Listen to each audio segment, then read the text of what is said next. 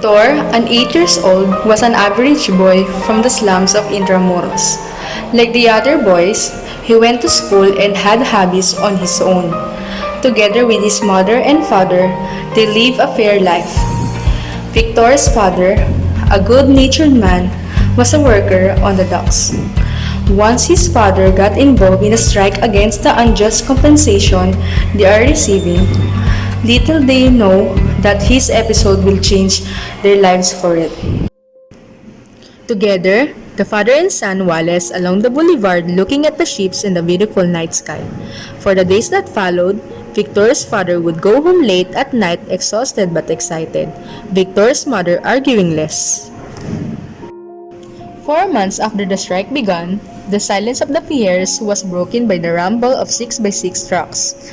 3 workers have been run over, while 2 others were shot dead. One of them was Victor's father. Later that evening, the news was relayed to Victor's mother, and she fell into hysterics, and young poor Victor cowered in the shadows. One evening, Victor's mother brought home a stranger and introduced the two to each other. Victor didn't want to have a contact to the interloper. Victor was adamant and didn't want the stranger in their life. The next day, his mother went on a long vacation and said that Victor should give a job as a newspaper boy in his uncle. And he started listening to his uncle about the job and his duties and responsibilities as a newspaper boy. And his uncle gave the address of the regular customers. Victor did goes to the office, but on his way there, he was greeted by the newspaper boy in the dispatcher section. "Our work here is rush. Rush, rush. You got to be listo. Got it?" From along the group, one of them stood out and Victor didn't know that he was about to meet his would-be best friend. "Come smoke with me." But Victor refuses because he doesn't know how he did not do, but the newspaper boy invited him to eat at Aling Pasing and Victor didn't refuse because it was free, or libre by the newsboy. And that time goes by, they have known each other. Nasha and Victor became friends, and Nasha warned his friend to be careful on the road, and he also said that he is the fastest newspaper boy in Manila. Victor felt miserable. He lost his father and his mother, and now has nothing to eat. But every cloud has a silver lining. And for Victor, it was Nasha. As Victor spent more days as a newspaper boy, he made friends with the vendors, jeepney drivers, policemen, hairdressers, and even some corporate businessmen. Never did they have unsold newspapers again. Consequently, his uncle Pedring was pleased and gave him delicious food. Victor had a conversation with Nasha. They talk about each other and they are both happy by what is happening in their life. And they left each other because they are going to sell their own newspaper. Unknown to them, it was the last time they see each other.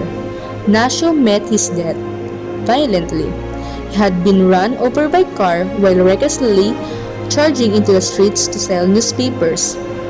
Victor grieved for his friend, and from that time on he became even more taciturn and withdrawn. He avoided the boulevard at night, with its motionless ship and swaying trees, and stuck to the well-populated areas. The bar district in the southern part of the city began to attract him, and so he entered with his newspaper. He sold his newspaper to the people inside the bar and someone gave him money, which is 2 pesos. He saw his colleges and showed the money that it was from the lady in the bar district, and he realized that it was a mistake in the next instant, and the others started to advance toward him. Encircling him, their words were flung at him like stones. "Why aren't you like us? Why don't you smoke? Why don't you curse?" He moved on roaming the streets, the byway and darkened alley of the steaming district. He passed by children his age scurrying around trash cans and dingy motels where couples went in and out, and the other wanderers who slept on the pavement. Victor reported for the work the following evening, prepared for anything. but nothing unfortunate happened. Then one of the boys, whom Victor recognized as a ringleader, went over him and, apparently as a kind of peace offering, held out cigarette. Victor hesitated, then said he didn't smoke. And Victor, his last defenses down, leaned forward and wearily accepted the cigarette, while around them swirled the life of the city. This city flashed And Victor swirled the life of the city. This city flashed with triumphant charity campaigns and seems captivating for those who have not tasted city life. The story ended when Victor realized how cruel the world is, where workers were made to sign statements for their minimum wage, where millionaire politicians receive Holy Communion, mothers taught their children the art of begging, where orphans slept on pavements, and where best friends fell out and betrayed one another.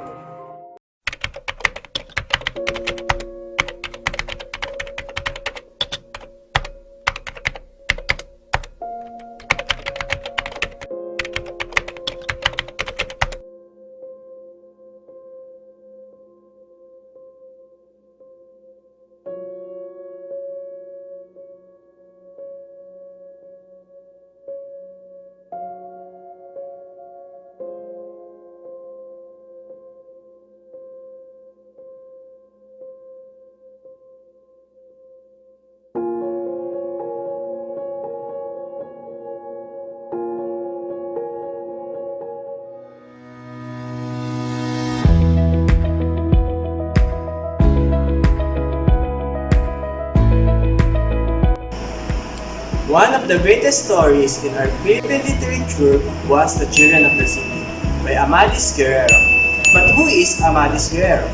Amadis Guerrero was born on Ermita, Manila in April 15, 1941.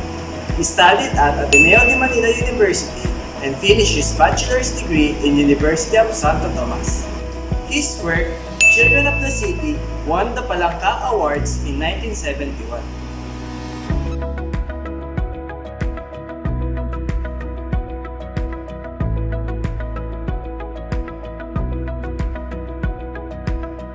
This literary text is an eye-opener of the people in the society. Thus, in resolving this problem, the government and society should take action into these issues. The main setting of the story was the dark, perilous, busy streets of Manila. Children of the City emphasizes social injustice and child labor. What was right during the Marcos administration? Victor's father joined strikes against the unjust distribution of wages within their company. This is an example of how Filipinos fought for their human rights during the time of Ferdinand Marcos. Yes, people died during the process, but the citizens didn't stop fighting for what was right in order to receive the justice and equality that they deserve.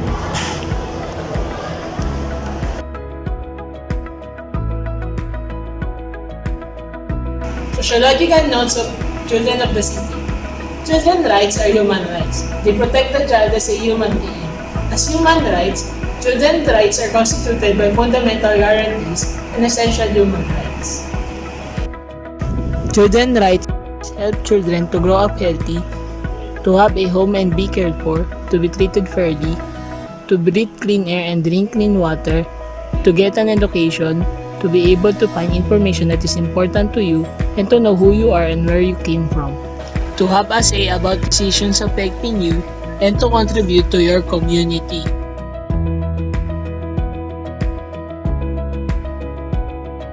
How well do you know your children's condition? The well-being of a child is related to his or her material and psychosocial conditions. Conditions such as an adequate standard of living, the highest attainable standard of health, education, and caring family environment are necessary for the full and harmonious development of the child. One could say that there is a link between well-being and well-becoming. Past and traumatic experiences can affect your life today. The experiences we are having today were likely shaped by the past events you have been through. Events in your childhood or early adulthood have shaped the way you think, act, and interact with the people close to you. Less parental warmth and more harshness in the environment affect how aggressive children become and whether they lack empathy and moral compass, a set of characteristics known as callous and emotional traits.